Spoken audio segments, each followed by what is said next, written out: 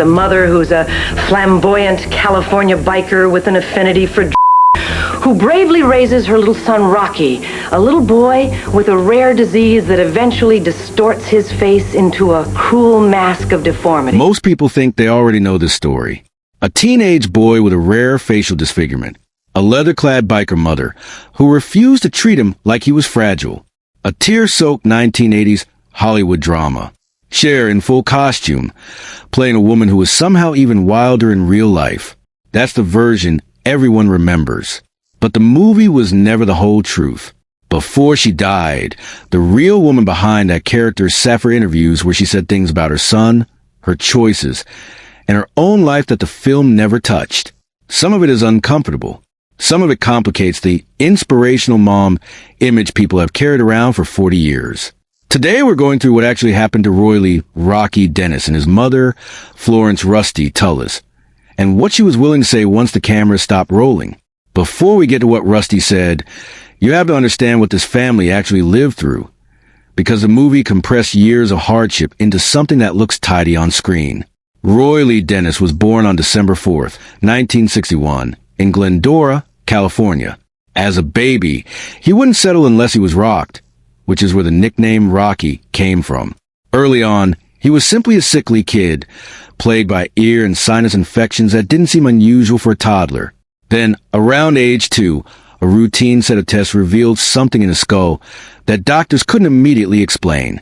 What followed was a long stretch of visits to UCLA Medical Center before doctors finally landed on a diagnosis: craniodiaphyseal dysplasia.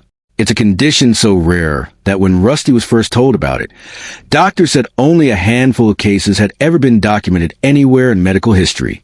The disease causes calcium to build up abnormally in the skull, thickening the bone, distorting the face, and gradually crushing the nerves and blood vessels that control sight, hearing, and basic function.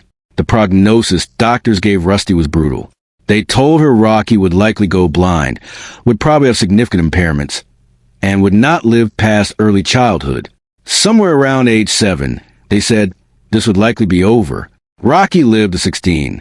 That gap between what doctor predicted and what actually happened is the real story underneath the movie, and it's inseparable from the woman who raised him. Florence Rusty Steinberg was born in Brooklyn on May 29th, 1936, the daughter of a truck driver. She was Jewish, sharp-tongued, and clashing with authority from an early age. She was pushed out of junior high for skipping school. By 14, she was smoking marijuana and running with motorcycle gangs. By 15, she dropped out entirely and was working as a dancer at Coney Island, years before she was old enough to legally drive. At 17, she married her first husband, a truck driver named Tommy Mason, and had a son, Joshua. That marriage didn't last.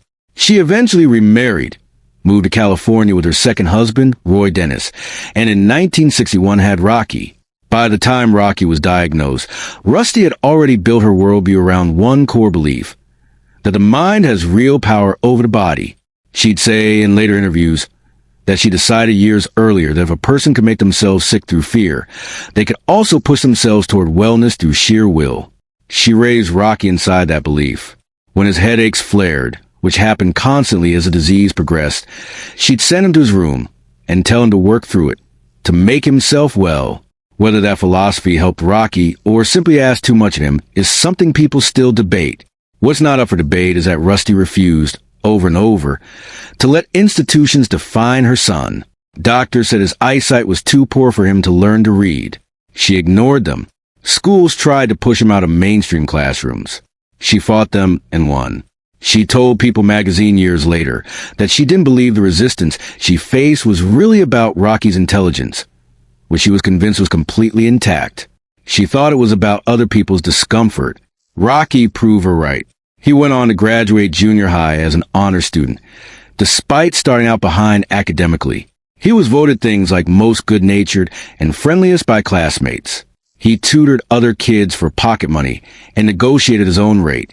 He fell in love at summer camp with a blind girl who couldn't see his face and, by every account, saw everything else about him instead.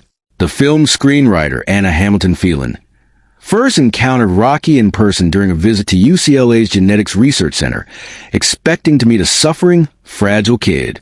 Instead, she found someone funny, sharp, and entirely unwilling to be pitted. That encounter is what eventually became the movie. But before we get to what Rusty said once that movie hit theaters, it helps to understand just how far removed the on-screen version was from the actual woman. Rusty rode with a real motorcycle gang, the Turks, not as a prop, but as her genuine community. The gruff, loyal biker played by Sam Elliott in the film was based on a real man, her longtime partner Bernie Tullis. The circle of bikers around Rocky wasn't background color for a movie. It was his family, and by most accounts they adored him. Rusty was also blunt about her own drug use in a way the film never fully captured.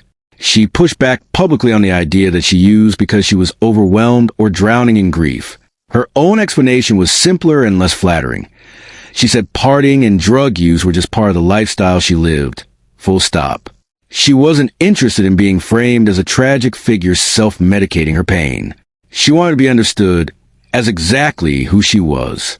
By 1985, Mask was in theaters nationwide, directed by Peter Bogdanovich, with Cher playing Rusty and Eric Stoltz playing Rocky under heavy prosthetic makeup. The film made roughly $48 million at the box office. Rusty had sold the rights to her family story for $15,000. Sit with that gap for a second. $48 million in ticket sales, and $15,000 to the woman whose life made the whole thing possible. It gets more complicated once you know where that money went. According to multiple accounts from the period, a large share of it covered medical bills for Rusty's older son, Joshua, who by then was seriously ill. Rusty wasn't cashing in on Rocky's memory for profit. She was trying to keep her surviving child alive. When reporters came looking for a grateful, tearful mother thanking Hollywood for immortalizing her son, they got something much more interesting instead. Rusty called the film a fairy tale. Not a tribute, a fairy tale. She told the Chicago Tribune she'd always believed showing Rocky's courage on screen would help disabled kids and their parents, some of whom, she said pointedly, seemed more limited by their own fear than their kids were by any disability. What she hadn't expected was that the movie would end up being just as much about her as it was about her son. She admitted that thanks to Cher's performance, she came across looking like something of a hero. That wasn't bitterness toward Cher. In fact, Rusty was generous about performance itself, telling the Tribune that Cher had captured the way she really was. She added, only half joking, that she'd always considered herself the normal one and figured the rest of the world was what needed explaining. Rusty also pointed out two specific ways the film distorted reality. First, it squeezed more than a decade of events into what looks like about a single year on screen. Second, and more personally, her older son Joshua was left out of the movie entirely, as if he'd never existed. For a mother who was, at that very moment, watching Joshua fight a terminal illness in real life, that omission clearly stung. Then there was the music. Rocky had been a devoted Bruce Springsteen fan, and Bogdanovich built the film's original soundtrack around Springsteen songs. But Universal Pictures couldn't finalize a deal with Springsteen's label, and the studio quietly swapped in Bob Seger tracks instead, without telling the director. Rusty didn't hold back her opinion on that decision, essentially saying Rocky probably wouldn't have even recognized who Bob Seger was. Bogdanovich was furious enough to sue Universal over the switch, and the original Springsteen soundtrack was restored until the director's cut release nearly 2 decades later. By the fall of 1978, Rocky's condition had worsened dramatically. He was 16, in a wheelchair during his final weeks, and the headaches that had shadowed him his entire life had become nearly constant. The family went out to dinner together in early October. Everyone around the table could see how much weaker he'd become. That night, Rocky came home with another headache. Rusty did what she'd always done. She sent him to rest and told him to work through it. He went to sleep and never woke up. Rocky Dennis died in his sleep on October 4th, 1978, at 16 years old, nearly 9 years past the death sentence doctors had originally given him. The film shows Rusty discovering his body herself, a devastating, quiet scene. In reality, Rusty wasn't home that morning. She was dealing with a legal matter related to a drug charge, and it was her partner Bernie who found Rocky and called her with the news. That difference between the movie and the real timeline doesn't make Rusty a worse mother. It just shows how much Hollywood smoothed over to make the story fit neatly into 2 hours. As for the make yourself well philosophy she'd raised him on, Rusty never publicly walked it back or described it as a mistake. She said plainly that she believed in it completely, right up to the end. Whether that approach ever caused Rocky to downplay pain he shouldn't have downplayed is something only the two of them ever really knew. What's on the record is that she never apologized for it and never suggested she'd have done it differently. To really understand Rusty, you have to understand Joshua, because his story explains a lot of what she did after Rocky died. Joshua Mason was Rusty's first son, born when she was still a teenager. By 1985, he was a writer living in San Francisco. The following year, he was diagnosed with Kaposi sarcoma, a cancer closely tied to the AIDS crisis that was devastating communities at the time. Joshua was openly gay, and by his own account his mother was supportive, even as she occasionally admitted she'd hoped for grandchildren and once, almost comically, suggested a sperm bank. Joshua died in 1987 at 32. That means Rusty buried both of her sons within roughly a decade of each other. Most of the money from selling her family story to Hollywood had gone toward trying to save the one who lived a little longer. In one interview, she said simply that Joshua didn't believe in dying and neither did she.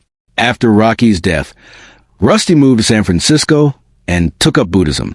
She worked as a counselor helping people struggling with addiction and, around the time the film came out, was involved with organizations that supported terminally ill patients, including people with AIDS. She still rode motorcycles constantly.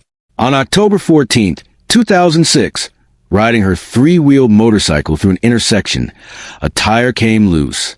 She lost control, the bike hit a curb, and she was thrown into a telephone pole. What makes the story harder to sit with is that, for a while, nobody close to her even knew it had happened. Friends and family only found out after a brief local news item mentioned an unidentified 70-year-old woman injured in a motorcycle crash, and pieced together that it was her. She survived the crash itself, breaking both legs and suffering a punctured lung, but an infection set in afterward that she couldn't fight off. Florence Rusty Tullis died on November 11, 2006, at a hospital in Montebello, California. She was 70 years old. Right up until the end, she stayed exactly who she'd always been. She once described Rocky's death as simply another place to go, adding that he'd always loved going places. She said she and Joshua had simply never believed in dying, as though it were a philosophy rather than a fact of biology. By every account, she never once asked why any of this had happened to her family. Not for Rocky, not for Joshua, not for herself. Strip away the Hollywood gloss. And here's what the record actually shows. Rocky Dennis lived nearly 17 years with a disease that was supposed to kill him before he could read. He did it with humor, curiosity, and a flat refusal to be defined by his appearance. When his doctor once offered him surgery to alter his features, Rocky reportedly asked who he'd even see in the mirror afterward if his face changed. He chose to keep it. His mother was a Brooklyn-born former dancer with a drug habit, a truancy record, and an unshakable conviction that the world around her son was more broken than he was. In a lot of ways, she was right. She fought school administrators who wanted to sideline him. She challenged doctors who tried to box him into a timeline. She surrounded him with a rough, loyal, unconventional family of people who loved him without conditions. And yes, on the last night of his life, she told him to go rest and make himself well, the exact same thing she told him his entire childhood, because it was the only tool she'd ever trusted. The screenwriter who turned their lives into a movie put it about as well as anyone has. Rusty was never going to win any PDA Mother of the Year award, but she was exactly the mother her son needed. Rocky died at home, in his sleep, without machines or a hospital room. His mother had more or less promise in that kind of ending, and she kept it. She outlived him by 28 years and died the same way she lived every day before that, in motion, on her own terms, refusing to stop until she physically couldn't anymore. If you were hoping for a tidy, redemptive ending to this story,